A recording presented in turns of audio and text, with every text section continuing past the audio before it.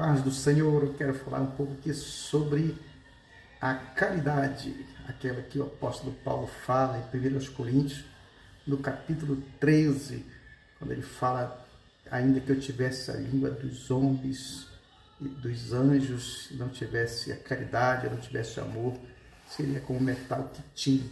No Novo Testamento, a palavra amor, que em alguns textos expressa como caridade, no grego é ágape. Embora esse termo não fosse comum antes do nascimento da igreja cristã, ele já era conhecido. A Septuaginta usa frequentemente essa palavra e ela foi adotada pelos cristãos no primeiro século para designar um amor diferente, tanto de Eros quanto de Filo, que é o amor Eros, é o amor egoísta ligado aos desejos. O amor Filos é a simpatia natural ou amizade. O amor ágape era um amor dedicado aos outros sem qualquer expectativa de benefício ou recompensa. Era uma expressão, um sentimento supremo que foi expressa pelo Redentor, o Senhor Jesus, e só poderia vir da parte de Deus para o homem. Sua maior expressão foi revelada na cruz de Cristo. Ele passaria a ser uma marca registrada de todos os cristãos. Então o apóstolo Paulo vem trazendo esse ensinamento sobre a caridade, sobre o amor, dizendo que ele é essencial. Os dons têm um lugar especial na igreja, como ferramenta, são muito úteis. E Paulo vai dizendo, falando sobre os dons, mas ele fala sobre esse amor que é maior que a habilidade de profetizar ou de falar. Esse amor, quando ele diz: ainda que eu falasse a língua dos homens e dos anjos, se uma pessoa tiver o excelente dom da oratória, ou então de pronunciar expressões angelicais em línguas estranhas, mas não tiver amor, ele não acrescentará nada às outras pessoas. Aí Paulo diz ainda que é como metal que soa, né? Ou como sino que tine. Né? O metal que soa, é um gongo barulhento, né? Significa um pedaço de metal não lavrado, ou gongo usado para chamar a atenção. Tinir significa colidir, ou um som alto e áspero. Então o sino, ele serve para dar esse som alto e áspero.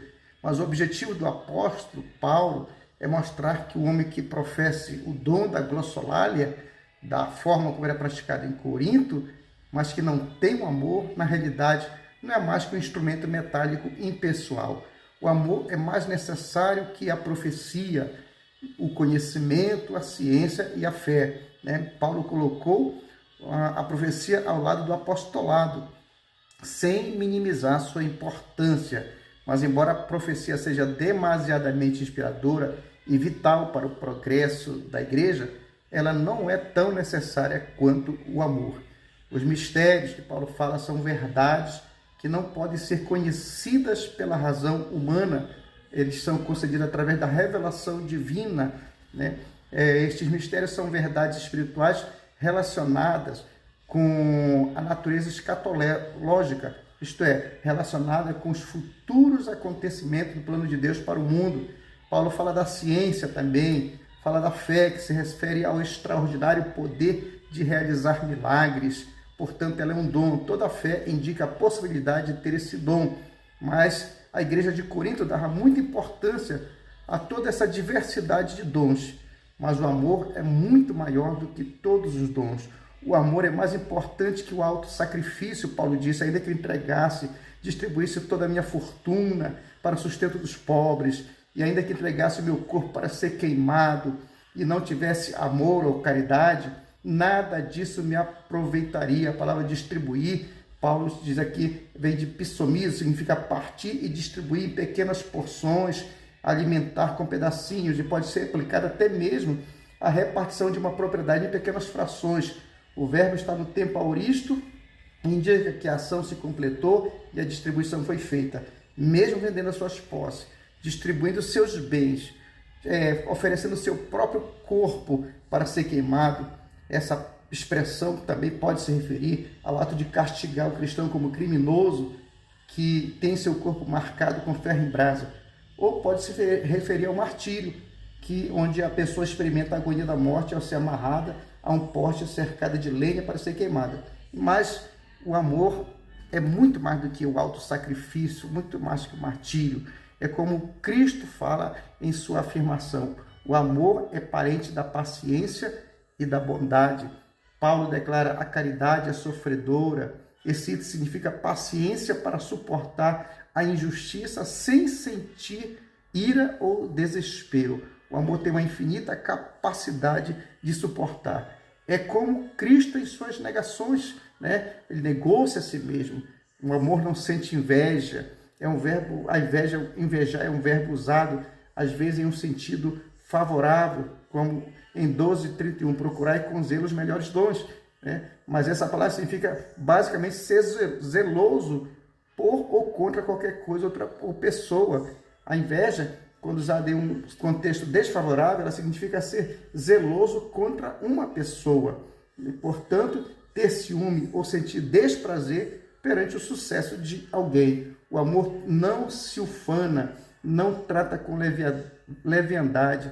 Introduz uma vívida palavra que quer dizer fanfarrão ou falador, né? Ela é usada em relação a alguém que louva suas próprias qualidades, aquele que a si mesmo se exalta. Então, o amor não se ufana, o amor não se ensoberbece. Ensoberbecer significa inflar, ofegar, suspirar. Portanto, esse verbo não se ensoberbecer quer dizer inchado de orgulho, de vaidade, autoestima.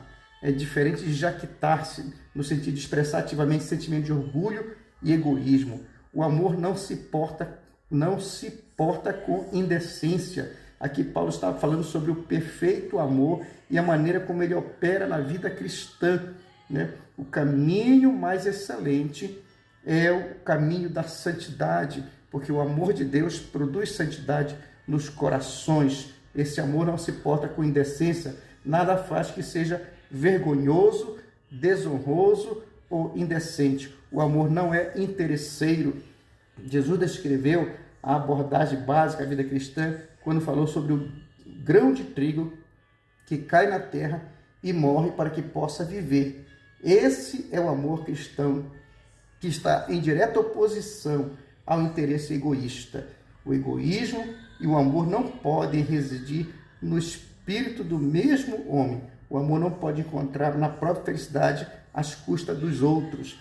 Isso não significa que o homem não deva se preocupar com o seu próprio bem-estar, nem que ele deva se descuidar da sua saúde física, de seus bens, felicidade ou salvação. Significa que o homem não deve fazer da sua felicidade pessoal, de seu bem-estar, a principal motivação da sua vida. O amor não suspeita mal, o amor não foca com a injustiça de qualquer espécie. O amor é mais abrangente de todas as graças. Quem ama, suporta. Quem ama, ajuda. O amor, a caridade, que significa compaixão, piedade, a empatia, o sentimento de amar aquele que despreza a gente, aquele que tem a necessidade, seja ela espiritual, seja ela uma necessidade de uma palavra, de um sorriso, ou de um alimento, ou de uma ajuda financeira, expressa o verdadeiro sentimento de amor cristão. O amor cristão, ele não é com palavras apenas. O apóstolo Tiago diz que se teu irmão vir à tua casa e tu souber que teu irmão está passando alguma necessidade e disser Deus te abençoe, tu cometeste pecado porque não praticaste aquilo que é verdadeiro para o amor cristão. O amor cristão, ele é altruísta, ele é benigno, ele é bondoso, e o amor é um dos aspectos do fruto do Espírito que tem que ser visto e tem que ser praticado por cada cristão.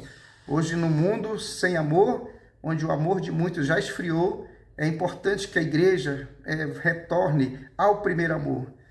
Apocalipse diz, lembra-te de onde caíste e volta a praticar as primeiras obras. As primeiras obras de amor, muitas das vezes foram esquecidas.